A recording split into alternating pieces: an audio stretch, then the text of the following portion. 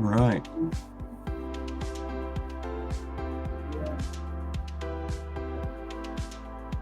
Well, happy midday to all you listeners out there joining us from points around Texas and beyond. This podcast is sort of coming to you from sunny Austin, Texas. As all of you know, it's the home of Keeping It Weird, but most importantly, it's the home of the Texas Military Department. We're not just keeping it weird here at Camp Mabry. We're keeping it real with Operation Warp Drive. Appreciate everybody jumping on today. It's a study and discussion of writing as both a practical professional application and professional growth. Our introduction, of course, the leader of our little online band and our podcast is Colonel Brian Hildebrand, Commander of Divardi and the Chief of Staff for Operation Lone Star. He is I don't actually know where he is. He's on his tour of the Western United States and all airports in between. So he's certainly going to, introduce our special guest today and get us kick-started. But, Colonel, you doing all right? Did you get some sleep? Oh, yeah, it's all good. Thank God for United Airlines and the kind people that get us through the gates. So it was some hard times, but there's good people involved. So, yeah, it's great. So, hey, thanks for the kickoff, Chief. I appreciate that. And cool. Thank you for our listeners out there. I know we started a couple minutes late, but we had to work through some technical difficulties. I think Jared couldn't get the band to play the music, so we'll have to coordinate that next time. So, but hey, that's their wand, sir. Yeah, the mace, aka pimp stick. That you're getting danger close to information. That's called a baton. I just want to make sure we understand that's a baton. Not a wand. Okay. Right. All right. Only CW5s use wands. Okay. Okay. Sure. I got that. Yeah, that makes sense. So hey, folks, check it out. We have a very special guest today with us. His name is Sir First Class Marcel Blood. He is the special advisor to the Chief of Staff of the Army and the Deputy Director for the Harding Project. So you all heard us talk about the Harding Project and these things before, so we actually have the guy from the project here. So Sergeant Blood, welcome, my man. How you doing? Sir, I appreciate the warm introduction. I'm good. Back out here in sunny. I mean, it's relatively sunny out here in Texas. I grew up in the area, so it's good to be back. Had an opportunity to eat dinner with my sister last night. Yeah. She still lives here. So yeah, some extrinsic benefit to come out as well. But yeah, I love talking Harding Project. I've been in the seat for a couple months now and loving every day of it. Oh, that's awesome, man. Yeah, we're excited. So I follow a lot of the Harding Project stuff on Substack. So to our listeners out there, if you don't know what Substack is, you need to check it out. It's worth it. I think it's like $1 for $1 a year for some of the programs that you can subscribe to. So it's not bad. And Harding Project is on there, and they have all kinds of links to different writers as well. So Sergeant Blood, you're a muddy boots kind of a guy. I mean, I read your bio. It's pretty damn impressive. Combat vet, valorous decorations. How did all this kick off for you, man? Like, can you tell us a little bit how you kind of got started in there and how you found your way to the Harding Project? Yeah, sir. Yeah, it's an interesting story. I never expected to be working at the place I'm working now, and that I work at the Pentagon now. Yeah, so my journey in the Army kind of started in 2011. I enlisted. I kind of enlisted because I needed a job, right? I would love to say, I enlisted because of, country and duty and honor and all that stuff, which eventually, came about, of course. But initially, I kind of needed the job. I wanted to get paid to go to college, get my degree, and then eventually, I kind of found my way into wanting to be in the Army for a career. But I'm EOD by trade, explosive ordnance disposal. So that was when I enlisted. That was kind of the MOS that I picked. I went to basic training, went to AIT, and when I was in AIT, phase 2 of EOD AIT is at Eglin Air Force Base. I was there, and it was recommended to me to go to the 28th EOD, which is an EOD unit that supports special operations. So I went to assessment and selection straight out of the schoolhouse and made it in and spent the next 10 years there. Over that time, I deployed a couple times, 1 to 10 times, something like that. And was able to go all over the Middle East and it was busy work. It's incredible being surrounded by people who are just as driven as you, people who humble me daily, and at some point you have to leave a job like that and kind of contribute back to the Army, right? So I went to the battalion, 192nd EOD Battalion at Fort Bragg, North Carolina. And I spent a year in the training cell there. I was the NCOIC of the training cell. And then right about the time I was going to go back to the assessment selection process for the 28th EOD and kind of disappear over there the rest of my career, I had the opportunity to do the Harding Project thing. So when I was at SLC, I published an article on 3D printing. And it was to win Distinguished Honor Grad. That was the reason I started writing. I wrote a thing on 3D printing. It eventually got recognized by the Chief of Staff of the Army, General Randy George. And from there, I got the Harding Project's attention. They reached out and said, "Hey, can you come to this workshop?" Yeah. I eventually went to a Harding Project workshop, learned a little bit about writing from people way smarter than me, and started asking fundamental questions. And I think those fundamental questions, I think, is what got me on their radar. So then once the chief and Sergeant Major of the Army, Michael Weimer, once they decided to keep the Harding Project going, then they needed the deputy director. Yeah. And, I came up on the list, and I kind of had to make a decision. Do I want to go back to the 28th EOD and kind of, be in the shadows of the Army for the rest of my career, or do I want to give something back? And obviously I've made that choice. That's kind of the long-winded answer, sir, but that's how I got to where I'm at. That's pretty cool. So was it, I guess, Colonel Griffiths and Sergeant First Class Summerlin, they're the ones that kind of kicked off Harding Project, and then they kind of passed the, but I guess Sergeant Summerlin passed the baton to you. Who did Colonel Griffiths pass the baton off to? So Colonel Griffiths is still in the spot, sir. Oh, okay. All right. He is for now. He is currently doing all of his pre-command course and all that stuff to go back to take a Special Forces battalion in Fort Carson, Colorado. So he is on his way out. He's going to be replaced by Major Kyle Atwell, who is currently at that Special Forces battalion. So we're kind of doing a 1-for-1 swap for SF guys to be the director of the Harding Project. Yes, sir. Yeah, give you the high five, tag, you're in, man. Here we go. Right? Yes, sir. Well, hey, that's kind of like a perfect segue, because it looks like, you were put in some positions where you talked about SLC. You're like, hey, why did I write that article for 3D printing, right? And hey, I'd offer you just a side note. If you're here at Camp Mabry, make sure you stop by and check out the 3D building that we printed. It was pretty cool. So it's over there behind the Recruiting Command building. We printed a concrete 3D printing concrete. Well, something like that. Yeah. So, anyways, so it's pretty cool. And so I look at, we talk about modernization and contact, and your article is on modernization. And if you look at modernization, it really, it kind of looks at, not to bore people here, but .mil PF, doctrine, organization, training, et cetera, down the line. Well, writing, because we know doctrine is the reality of stuff on the ground, right? The reality of the situation, the reality of warfare, the way that the Army is at this breakneck pace to convert itself, to change itself, transform itself. Doctrine just can't keep up, right? So this is why you wrote part of what you talked about in your modernization using 3D printing. But this is also why I think writing resonates with so many of the professionals that we have out in the audience, is that, they want to contribute something like you did. They have an object, they have a purpose, they have a why behind it, but also they recognize that there's a gap. And so if we look at what they call the rhetorical situation, we have a visual for you. Jared's going to pop it up. Oh, yeah, there it is. So these are some, this is techniques for getting started for your writing. And so, it's a color chart. You got a big bubble and 3 bubbles overlaid on top, and then you got the purpose and the audience. And so the call out really is, right? And this is going to sound harder than it is, but reality is, you have to make as a writer, you have to make a special connection with your audience.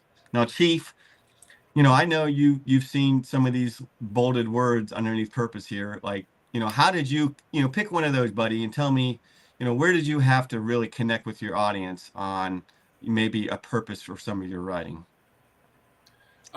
Evaluating, trying to figure out their perspective as opposed to my perspective. Oftentimes writing, and Sergeant Blood and I got to chat a little bit yesterday. I know what I'm trying to say. I think I'm saying it, and even when I've gone back and reread it, I'm like, did they even get the message? It's got, again, like a piece of music. Are they receiving the message that I'm trying to put out? The communication, is there a communication error? So, trying to evaluate. It's really my problem if they're not getting what I'm trying to give them. I didn't communicate correctly. Yeah. TJ, I know you're working on your PhD. Who's your audience, and why are you writing, brother? Give us the down and dirty on it. So the audience is really the Army, honestly, at the end of the day when I'm done with this, because it's focused on the reintegration issues of post-combat veterans into civilian life.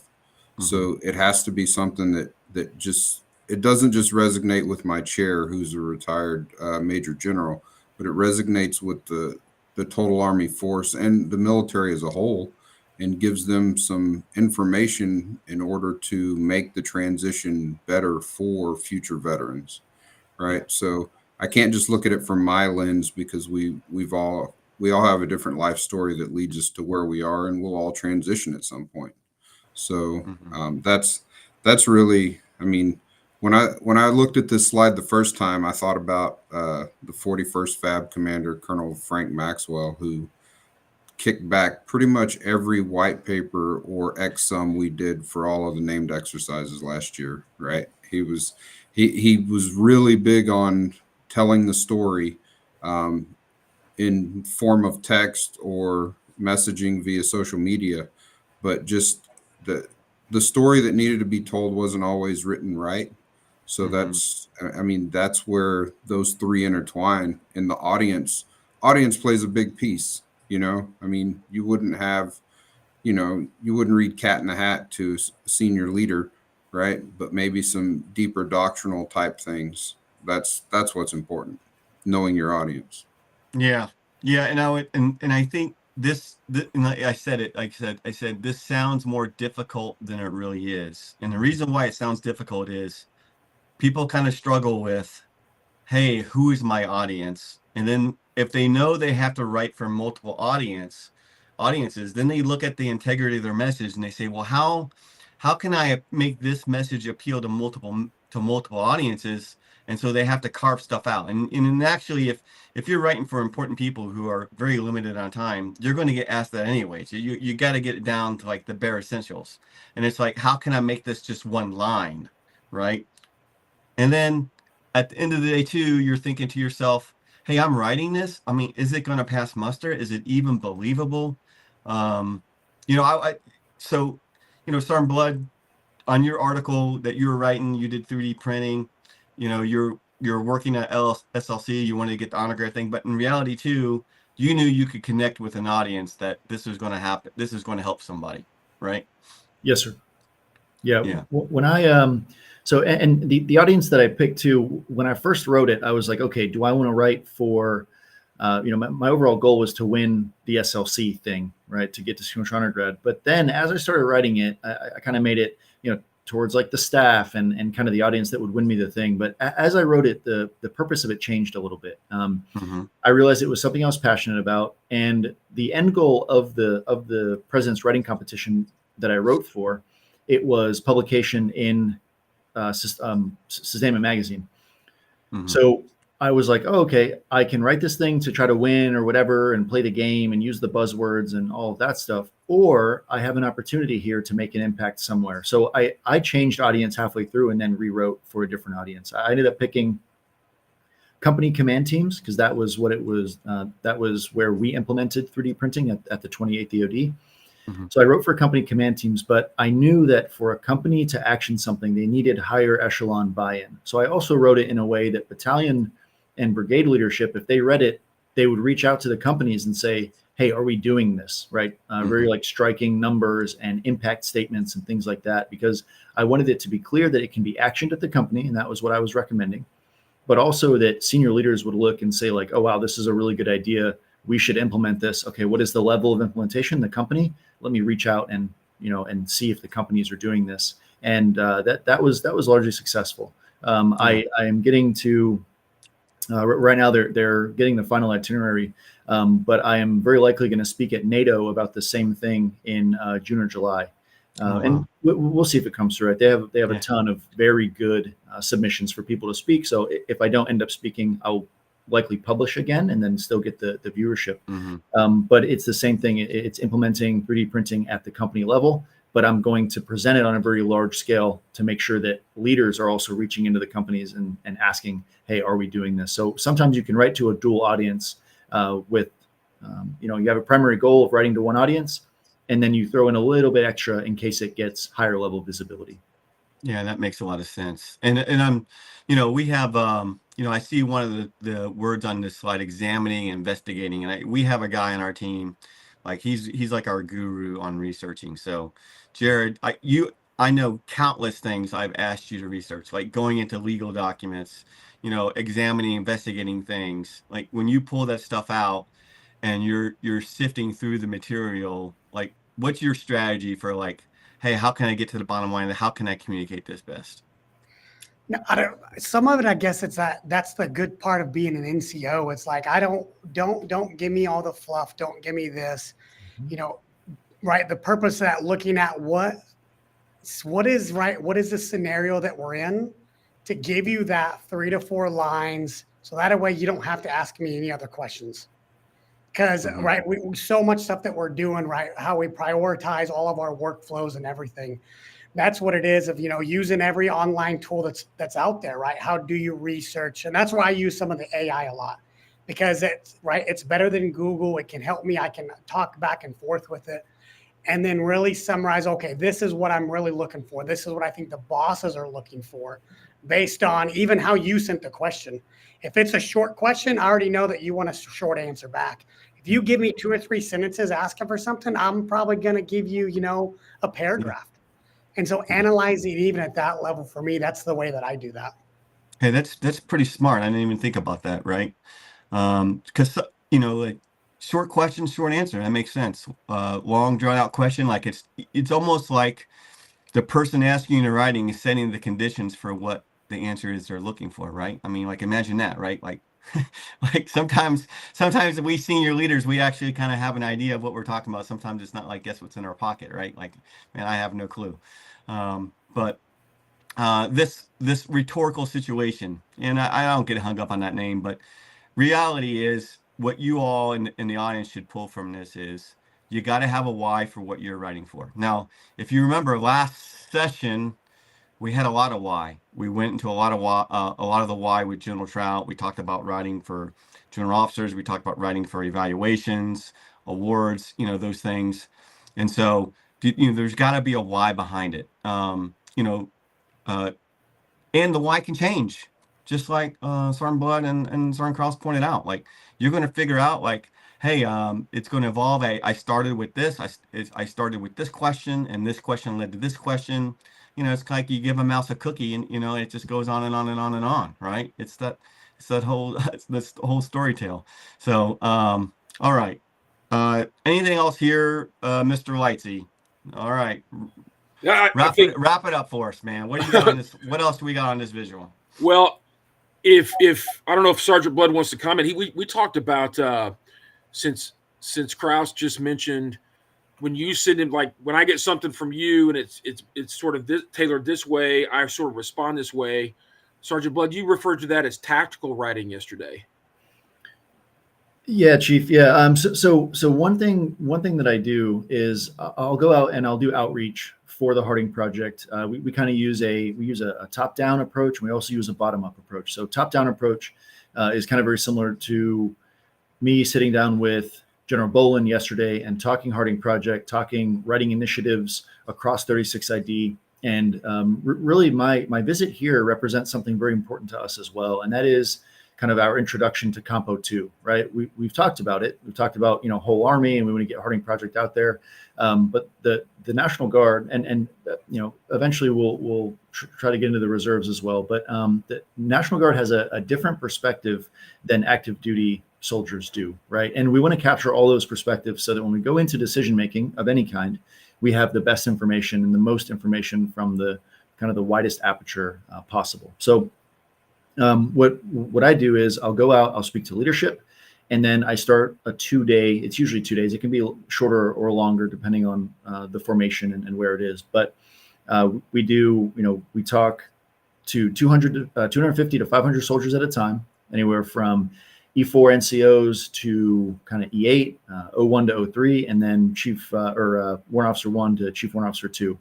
That's kind of our bread and butter, right? People who have had some exposure to writing, but not a ton, right? Most of our submissions are, majors to colonels, which is what you would expect, right? Those are kind of the scholarly ranks, your post ILE.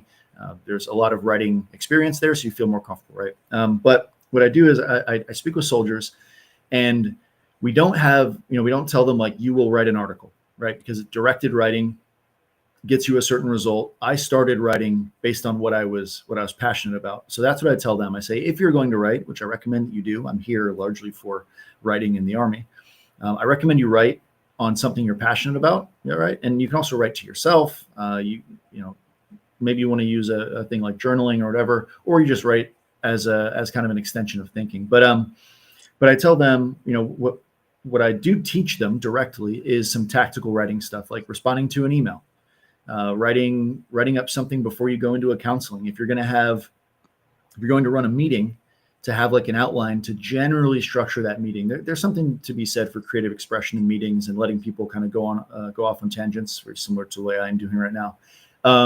But largely having an outline to make sure that a meeting doesn't run forever is definitely good. And how to structure that outline, there is a bit of science to that. And that's kind of what we consider tactical writing, right? Is the writing you do every day. If you can optimize that, you can save soldier time, and you can really hit some of those key notes that you're looking for.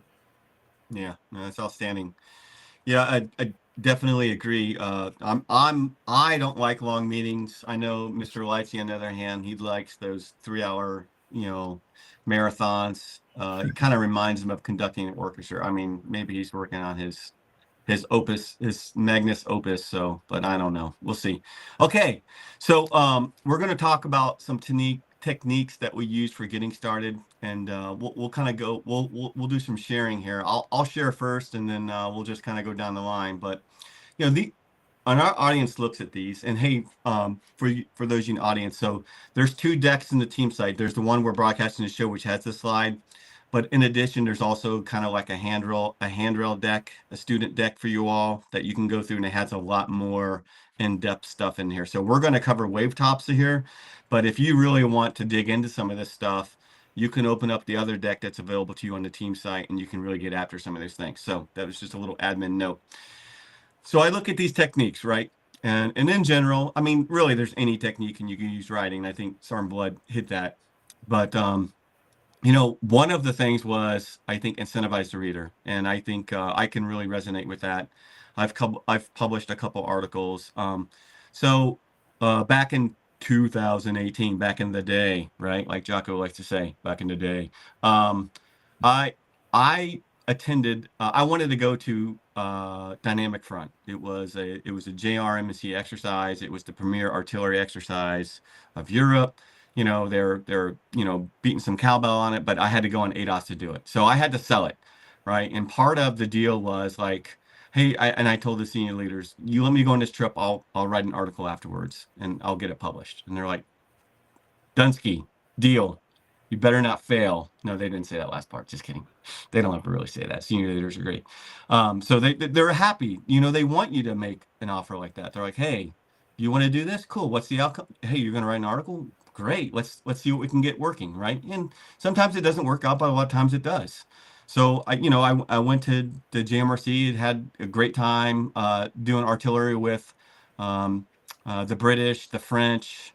I mean, all NATO countries were there, right? And so we were actually translating through what they called interoperability fire missions from different foreign computer systems through a program called ASCA that would allow us to just, a U.S. observer sends a fire mission to a French fire direction center process, and then it goes to a German gun line, and it was just amazing. So I wrote an article afterwards, and really I was wanting to talk about, at first I was like, I'm going to talk about how awesome artillery is, king of battle. I'm artillery. We need to pound that drum. But then I realized, after talking to some of the GMREC folks there, Vampire 6, is that they were hurting for guest OCTs, right? They had a problem set, and I didn't really understand the problem set. But their problem set was, we can't get enough guest OCTs out here at JMRC. And I imagine that JRTC and NTC has the same problem. You just get overwhelmed. You need support. And so they have these ADOS opportunities, these one-offs where you can apply and you go be a guest OCT, and they put you through the gunkulator and you get trained up. And next thing you know, you get christened, Sir OCT Galahad, something like that. But you get the certificate. Hey, I went through the training, and then you get to observe. In my case, I got to observe the German army, which is pretty cool. So at the end of it, I wrote an article. I said, hey, top 10 reasons why you should be a guest OCT.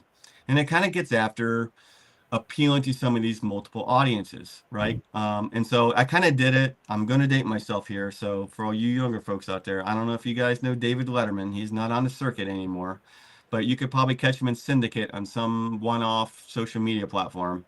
So he used to do these top 10. He'd start with number 10 and end with number 1. And they were kind of funny, but I took a serious approach to it.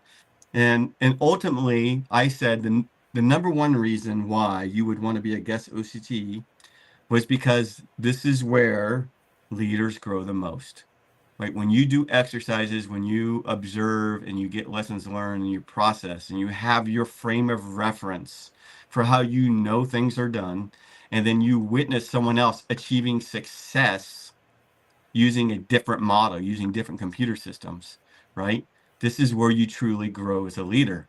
You get to do the reps and sets without spilling, the heartache that some of the folks that are going through the box have to go through. You kind of, if you're in Germany, you get to, you get to go on an economy and have some, nice German food in the evenings. But in reality, it's a nice way to see the hard realities of an exercise.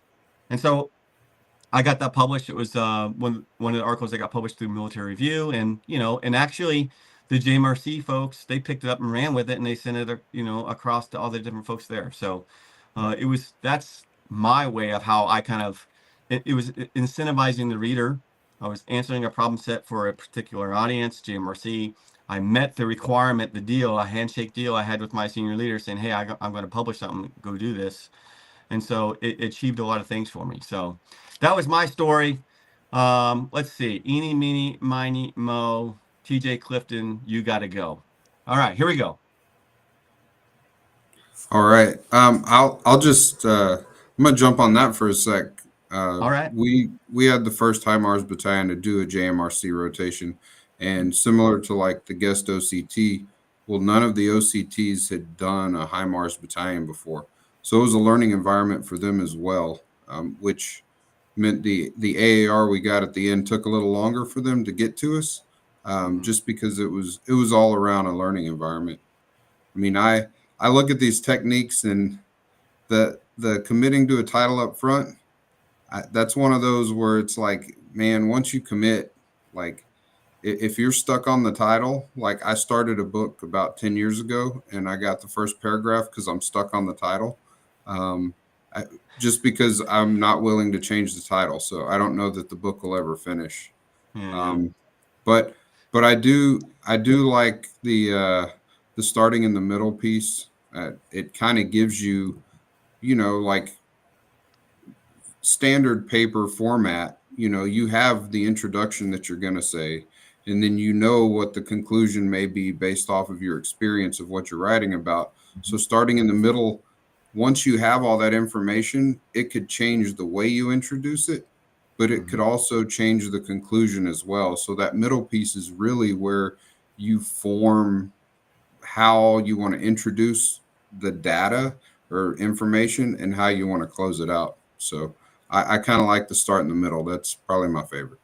Yeah, that makes sense. I mean, and if you think about it too, like how we talked about this in session 1 and session 2, when you start building an outline, right? You have your thesis, but like really the substance of your work is the middle of the work, right? That's the substance. And so you kind of have like a core element. Maybe you did a little research, you figured it out. You were talking, in your case, you talked GMRC. I had a high Mars battalion that's never done it before from Compo 2. And they're like, hey, that's the core. That's the core I can build around and start hanging flesh to the skeleton. All right. What do you think, Chief? Well, sir, I think, I mean, I was going to say something to Colonel Clifton that how many times have you started something with that thought, this is what I'm writing, and it's just totally, changed. That the idea of putting your title, hey, this is my title, really is a forcing function to write specifically about that. And I mean, do you start with the title? Does most of the time do you name it later, like because you think you're going to write this and it changes? Yeah. I mean, I just it's crazy, and I think all these techniques are designed in this day and age for. I mean, you've got an idea, you're going to put it down. So many people are afraid to actually start writing because they think it's going to be wrong, like somebody's grading it or the reader's having it. The end result with the bottom line is you just get started, just put something on down, and it immediately begins to change as you sift through it, as you get feedback on it, as you expand this idea or that idea, or say I'm going to a different direction. So I mean, for me as an old teacher and principal, the idea is just, if you've got nothing, just start, and the more you do it, the easier it gets. And I think, again, Sergeant Blood, you mentioned that earlier. You start, and then it becomes practice. Right. Yeah, I'll throw something out there as well about committing to a title up front.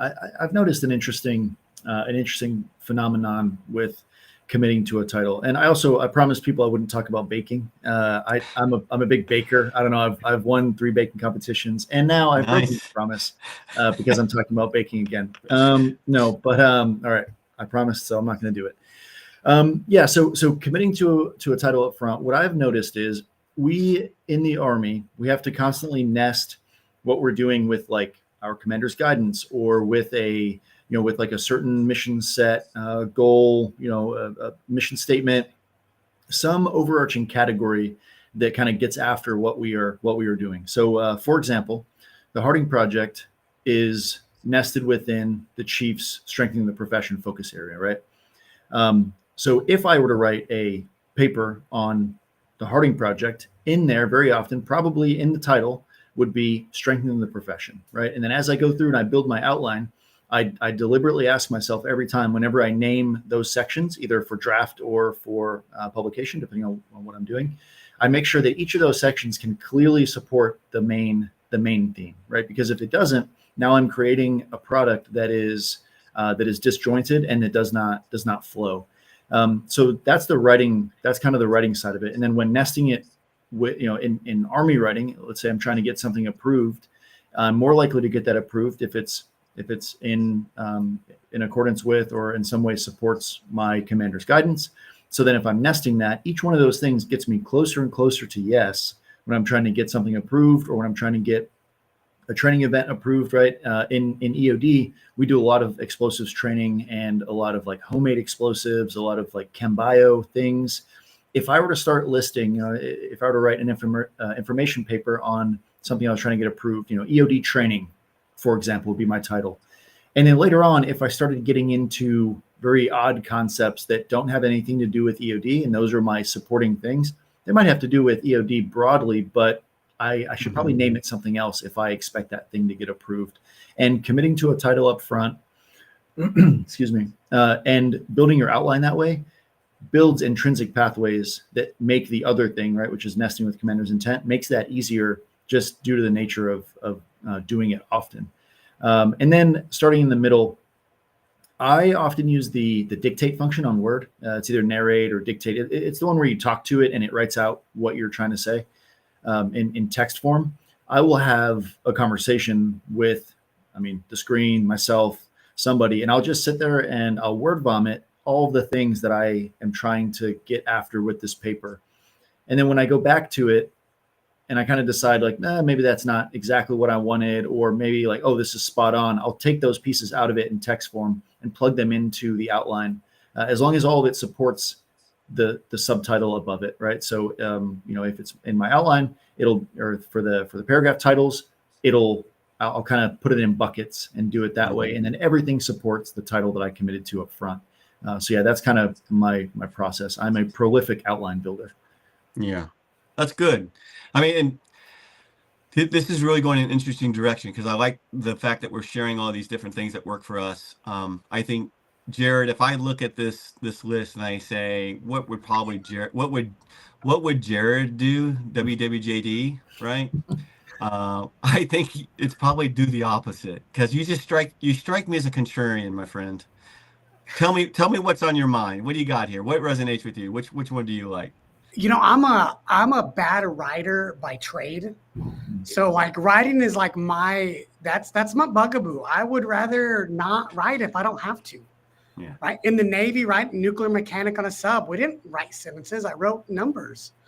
And so, but lately, right, as I've moving up in the chain, I've had to start doing the opposite. I start with, you go back to the other slide about writing persuasive or argumentative. Right. Mm-hmm. If I'm going to write myself right, I'm going to do it bad. I'm going to kind of make it up as I go. And then I have to go back and start refining what I really want to say, because I go back and I read it and I'm like, oh, that came off as really argumentative. I don't think I'm going to get my way with this. Let me go back and make it more persuasive. And I really have to do the opposite of what I want to do, which is I don't want to write. I don't. I'm that classic, maybe I don't want to.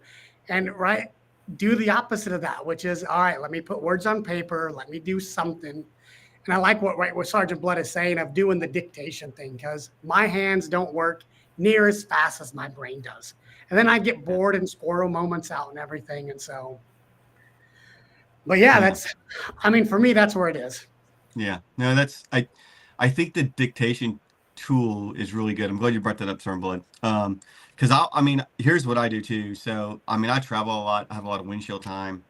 I have my phone, and there's many times I just put it on notes and I hit the mic button and I just start saying my ideas out loud, and it just records them. And if you looked at my phone, I probably have 1,000 different notes on my iPhone, and probably a third of those are just random ideas that it's just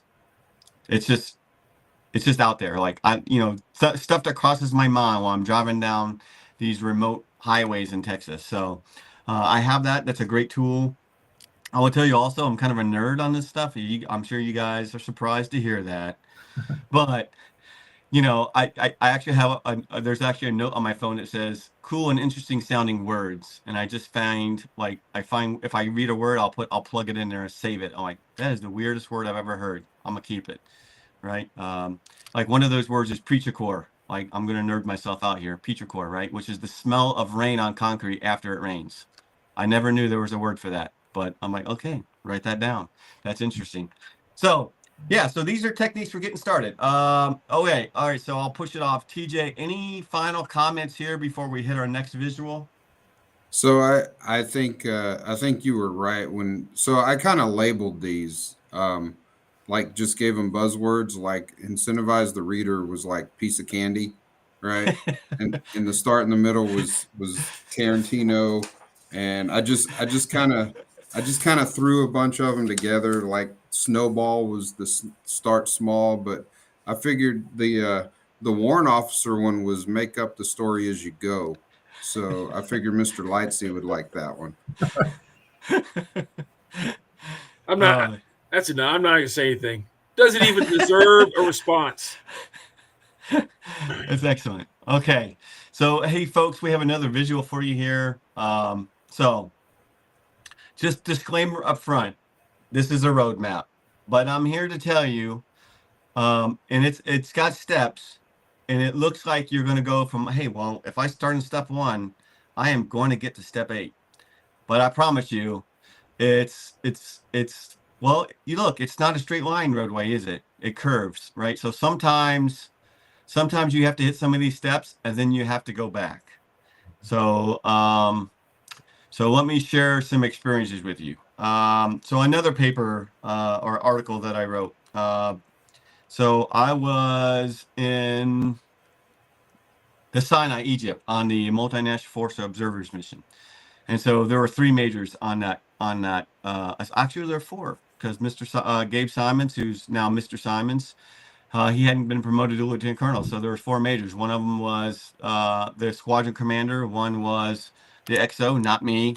That was Major Combs. One was the S3, Major Moulton, not me again. And then there's this flunky out there they decided to put as the LNO to Egypt. That was me. I was the LNO, the last 04. And they were very upfront. Hey, my boss was very upfront. Hey, I don't have a top lock to give to you. And it kind of goes back to this why we write things, right? And I said, well, that's okay. Because my point, I want to get joint credit from this assignment. Like, I want to do experiential credit and I want to get joint credit. And so I'm gonna shape my evaluation that way. If you help me, with the comments that you put in there, and then also, by the way, I'm gonna write an article at the end of this talking about my experiences. So I wrote an article and I shared it with the team there, right? It was an iterative process. I did research, I pre-wrote, I drafted, right? And then I'd go back to researching again. It wasn't just like, hey, I'm drafting, I'm on to editing. Nope. Go to drafting. It gets a little bit editing. At the time I was in ILE, so I sent it to my ILE instructor and asked him for comments, and his name was Mr. Mark McGanigal. I still think he's teaching ILE. He's a pretty good dude. So actually it was AOC. My bad. AOC. So teaching AOC. So I asked him to look at it. He looked at it. He provided some comments. Sent it back. Right. Revised some content. Had to clear the deck, not just with U.S. Army, but with MFO. Right. Like, and Sergeant Blood alluded to this, right? You got to get to yes. You can't, if you're going to have a critique of someone, you can't be pejorative. You can't be negative Nancy on them. Your criticism has to come with like solid research, right? And the way that you write it out, you have to do it constructively so that you're maybe getting after the negative idea and not a person who's supporting that idea. Right. So again, I went through this whole process, went through publish, right? End result is, my article gets published and now it's taught at the War College. So it's kind of crazy how stuff works out. You get the roadmap is crooked. Like, I would never have thought it worked that way, but it kind of works that way. So, Sergeant Blood, when you were going through your process and, or maybe you got one right now that you're working on, right? You can share, like, when you look at this roadmap and you look at the different steps here, like, if you're working on one right now, like what step are you in right now, and how many times have you felt yourself or seen yourself kind of doubling back and going to one of these previous steps before you kind of hit the ultimate goal of number 8? Sure, sir. Yeah. So I am working on a piece right now. It is it's a series. So it's going to be a 4-part series. Each one of them centers on shoot, move, communicate, survive. And it's all about doing training asymmetrically and getting outside of the norm of Army training, the way it's typically done. I came from SOF, so you see it a lot there, right? There's a lot of like contracted courses, and there's a lot of things that, let's say it's a shooting course that also teaches you additional life skills. A shooting course in the Army is meant to teach you shooting safely, right? That's kind of there's the thing you're trying to get out of it, and then there's mitigating risk. And that's kind of what it focuses on, right? And if you can leave there having shot better and having been safe, then you're good, right? Mission accomplished, everything's great. Special operations kind of have a different mentality. You're there to learn how to shoot very well. You're there, of course, to do it safely, but there's a little more you can throw at it, right? If you get some people who are maybe not Army instructors, they come from somewhere else, right? It broadens you a little bit. So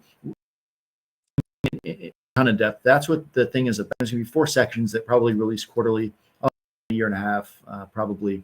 I'm right now in the research stage, right? It's very easy for me to write that story from experience and say, oh, I've been to, I think maybe I've been to 15 or 20 shooting courses by now over that decade. It's very easy for me to say, like, they were really cool and we shot a lot and I'm really good at shooting.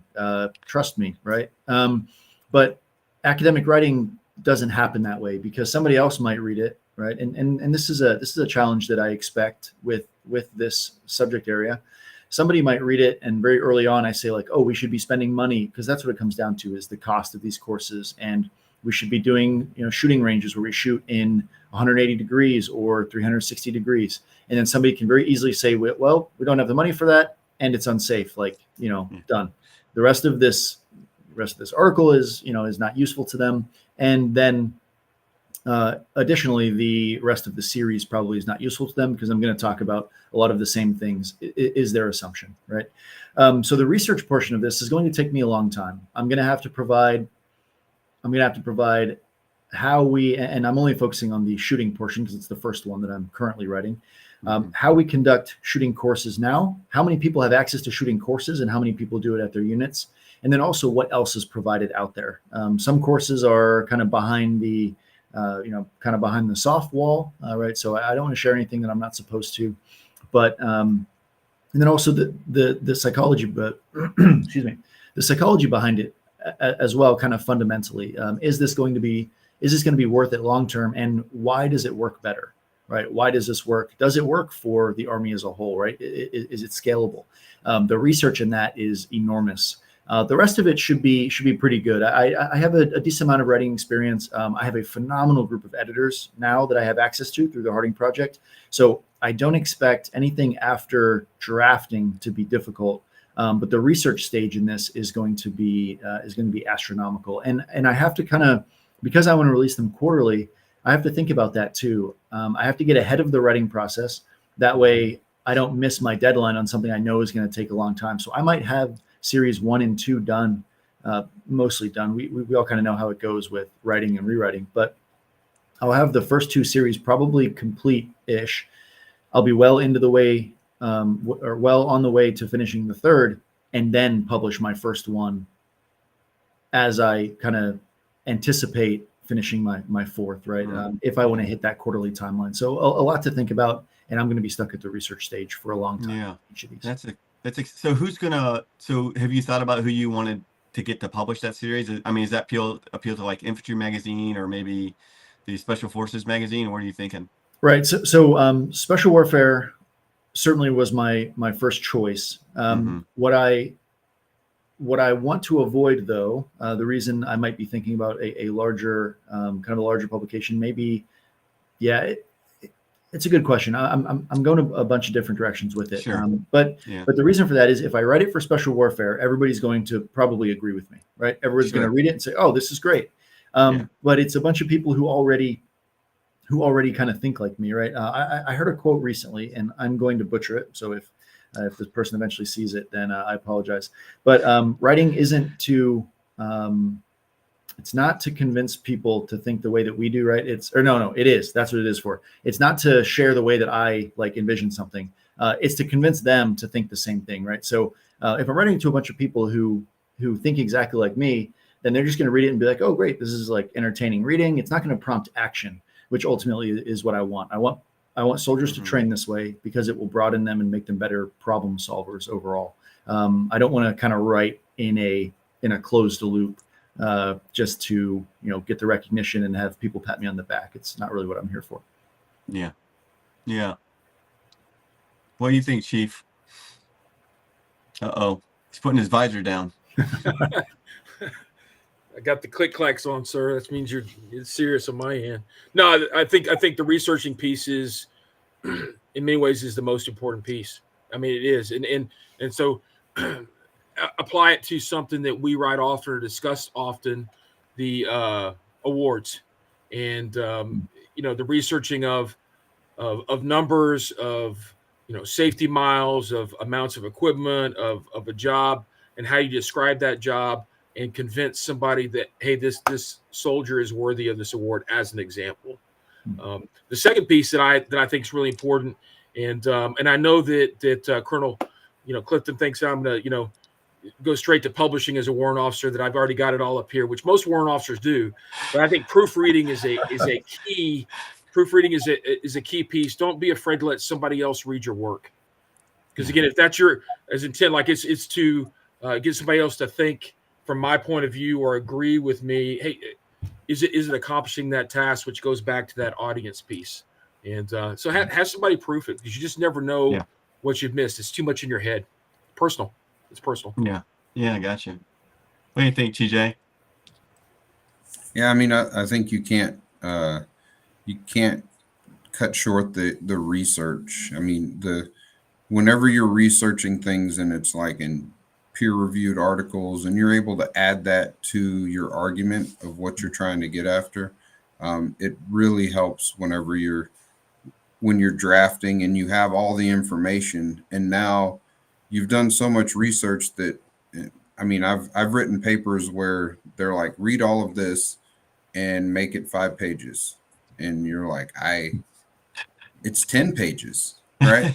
So, I mean, it is one of those things where it's nice to have that feeling like I have more information than I need, right? And it's relevant information and it's accurate, and it helps you craft the point you're trying to make, whether it's, and that's one of the things I don't see a lot of, and I hope we get to more of in Army writing, is when you see like white papers, information papers, exums, whatever you want to write, there's not a lot of, it's like, hey, this is what we did, right?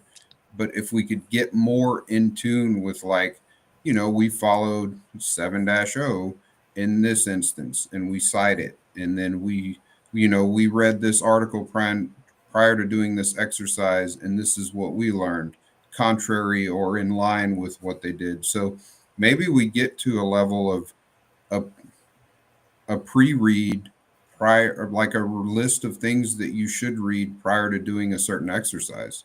So it walks us on it. And that's the research, I guess, is the information you read, but then it's also the environment you're in that helps form your opinion of the research as well. So it's not all just theory, it's applied. But I think the road is windy, right? And there's probably some roundabouts in there that keep sending you back to the same place. That's right. Yeah, well, you probably noticed there's no stop signs on this road. You just got to keep going. That is true. Nor should there be. And I think to Sergeant First Class Blood's point, I mean, there's multiple roads. Like, you're done with this, and then you reset and you jump right back into your pre-writing, right? Yeah. In order to be like a lifelong learner or scholar. Yeah. And so I'm going to latch onto something you said, and I'm going to ask Jared something with this, because he helps. I mean, like I said, he's kind of like R&D. That's his nickname around here. He does a lot of stuff for me. And so sometimes I'm writing a paper, like I was writing a paper recently on a very sensitive topic, and I was researching, and I didn't like the research I found. And the reason why is because it didn't support my claim. Right? And so I had to research more. And the more I tried to research, the more I found my claim was actually in the minority, right? Like there are very few advocates for the claim I was trying to make. And so then I went back to, and you said, TJ, you said it, you have to give an opinion of your research. It has to be applied. And if I think you look at the third bullet on there, and it talks about evaluating your sources, that's a critical component. Whether you agree or whether you disagree, right? You have to evaluate your sources. Now, Jared, you do a lot of that for me, right? I mean, we work in tandem on a lot of sensitive projects, and you do a lot of great research. And what are some strategies that you use for evaluating those sources to like, hey, maybe the credibility, dare I say legitimacy, maybe the mainstreamness of a claim? What are your thoughts on that, bud? There's a lot. That's kind of where I take sometimes the AI approach to it, because I can say, hey, look at this point of view from, whatever it is, look at the war point of view from someone who doesn't agree with war. Give me this. What are you going to find? Find me, right? Give me the legitimate arguments against it, sometimes for it. How you were talking about, you do dictation notes. Well, I talk to AI. I have those conversations and it replies back to me. And having it look at it from other points of views sometimes is where, you have that conversation between you and somebody else. Well, no, I think that you need to put shoelaces right over left. Well, no, it needs to be left over right. Well, if you're writing, right, if we're doing it on your own, who are you having that conversation with that kind of gets that banter back and forth? And so, but I spend a lot of my free time researching random things that don't even matter. Like that's not on my behalf. Like how to write crypto. What are age-appropriate chores for kids? Right. Yeah. And then, but what it does is it changes that thought process. Exactly what you're saying. Well, I found that not a lot of claims support what I'm going to go after. Well, why are you making that claim? Yeah. Well, and maybe that's the question you have to ask yourself. Why am I making this? Well, because I've had this experience. So let's go find and research better. We can use Google. We can go off of memory. And that's where, sometimes there are better tools and using, like for me, I'm the big AI guy, right? I'm the R&D guy, right? I can research something in under 5 minutes that will take most people weeks to figure out. And I can say, give me the cited pages. Where did you get this information from? Oh, it came from Wikipedia. Yeah, let's not use Wikipedia. Give me something more legitimate. Like I did one today and it pulled DVids where it was pulling, assets for some electronic warfare stuff from DVids and broke down by country who had this asset. Wow. Has nothing to do with the job that I'm in or anything that I'm doing, but that's kind of the way that I use those tools to, to go back, and that's where I get into that revision process and over and over and over. Yeah. Yeah, that's good. That's good. All right. So, hey, we're going to shift gears and we're going to talk about the 36th Division writing competition. So this is hot off the presses. This is something we've been working on in the background. General Bolin, he's excited about Operation War Drive. I will tell you, he's probably more excited about the writing competition, right? Because this is what it's all about in some sense of getting after some of the problem sets that Sergeant First Class Boy shared with us, that TJ shared with us. Chief is talking about some of these other problem sets. And so these are the problem sets, like, hey, when we talk about a writing competition, it's going to be geared towards something. It's going to be aimed towards something. So talking to the CG, he gave me some really good guidance about setting some conditions for success, some left and right limits. And so I'm going to share those with you so that in the event that you want to participate in this writing program, you have it. So first things first, right? We talk about research, pre-writing. So I had to do my research, right? I had to give you a strategic primer, right? So when you look at this slide, you see on the left-hand side, I'll orient you real quick. You see on the left-hand slide, a side of the slide, right? It's like a nesting, right? So you at the bottom, you have the TMD strategic plan, you have the Army National Guard operational approach, and then you have the NGB strategic SOP, which is the abbreviation for service optimism and passion. And so these are commanders at echelon who have expressed their guidance and intent to the lower echelons, right? So all of us are very familiar with the TMD strategic plan, right? That came out in the strategic primer or the strategic framework and then the strategic plan from Texas Military Department Joint Force Headquarters. And so we have these goals. We know what these goals are. There's other things in that framework that you could look at if you wanted to. You can reference those things. But these are the top 5 goals for the Texas Military Department, right? Provide ready forces, right? Number 1. And then you look at the Army National Guard operational approach, right? And you have different focus areas, right? Not to say there's not goals, but they also understand with focus areas that we're going to, at the Army National Guard level, you get pulled in different directions, just like Compo 2 gets pulled in different direction at our level, right? So our division has, we have force comm missions that we meet, some federal missions that we meet, and then we have some TMD missions that we meet, some Title 32 state missions that we meet. And so, these focus areas help us understand that combination of how we do both at the same time without sacrificing one for the other. And then at the top, you kind of have the boss at the top, the chief of the NGB. He's providing some overarching guidance. And you know, I will tell you, when you read these documents, folks, right, these are short and to the point, right? I think the strategic plan may have a couple chapters, but each chapter, it gets after it. So you could take it in chunks if you need to. And that's the whole point.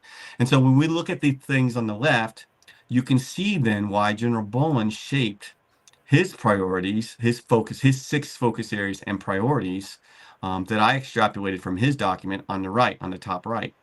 And so he's most concerned about people, warrior culture, maintenance, and communication. He took those 4 and then he said, hey, guess what? Here are my priorities. Number 1, defense support to civilian authorities. Number 1. And really for us, for me, it translates to Operation Lone Star, right? Making sense. He's got to meet those the division has to meet those mission requirements for Title 10 and GFMAP. So we know the division is going through some warfighters getting ready to go out the door. And then we can't forget about the modernization transformation piece. And then in general, readiness. So when you think about readiness, folks, we talk about readiness. Are we ready at the individual level?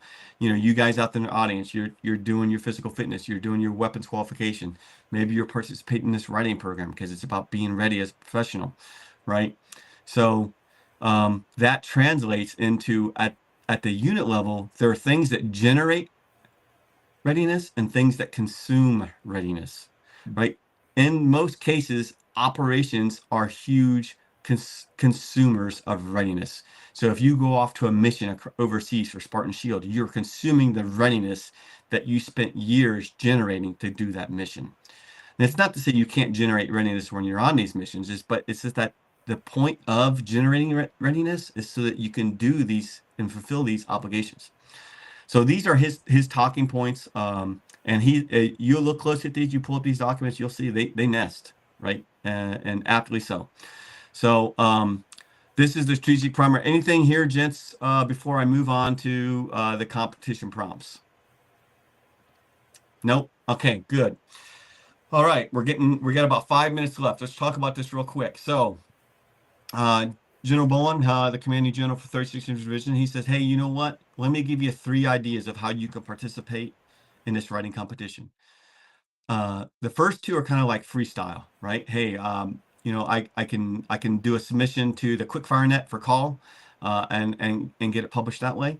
Or I could do a choose your own adventure. Basically, you're writing about what you're passionate about, like what Sergeant Blood's talking about. You got a passion, fixate that passion on something that's near and dear and get after it. And then the third thing is, these are anticipation of potentially participating in the division Readiness Alignment Council that we host or that we participate in routinely. And so it's actually, there's a prompt for you. So if you're the kind of guy or gal that needs a prompt and you need to respond to something, you know, we brought it up at the beginning. Sergeant Krause brought it up at the beginning. He's like, hey, I need a question to answer. If it's a long question, I know I can give a long answer. If it's a short question, I can give a short answer. So here are some long questions for you folks, and you can pick and choose, you know, and let's say the topic, maybe one of these topics is man, trip, equip, and train. It doesn't really kind of fit into one of these questions that you want to do that you see as pertinent to readiness at the division level. Well, build your own adventure, right? Get after it that way. I'm not going to spend a lot of time on these questions, but anything here, gents, before we roll to the next slide and we talk about like how it kind of unfolds? Yeah. Okay, good. All right. So how do I compete and what do I win? So here are the directions. So you guys can access these slides. I'm not going to spend a lot of time on that, but I will talk to you about what you can win, right? So you'll get acclamations. There'll be 3 winners chosen, right? And ultimately what it amounts to is if you win at our level, we will submit your paper to the Division Readiness Advisory Council running competition. So maybe you have a chance to win there and those prizes. You will be recognized. Maybe it's a certificate of appreciation. Maybe it's an award. I'm not sure. Commander's discretion. He'll roll the dice, you know, but he's a good dude. So you know what's going to happen. So it's going to look pretty good. And then the last thing is you could be nominated for a PME school of your choice. Again, regulation rules, all those things apply. I mean, you guys know how this stuff works, but we'll work with you to get what you want, right? So there's the judging. We'll form a panel. It'll include people not within the division, but also without the division. And then we'll get after and we'll basically assess, how well your paper conveys your ideas and how well it has meaningful impact to the organization. So if you have questions, there's some POCs at the bottom. Those are the three folks, myself, Matt Cox, and TJ Clifton. So this is what I have for you today. We're about 2 minutes from time. Sergeant Blood, I'll tell you what, brother, you're our guest today. You get 2 minutes. It's kind of like what they do on ESPN, right? And some of those shows, they give their guests 2 minutes to spiel. So here's your 2 minutes of fame, brother. Got it. Use it however you want.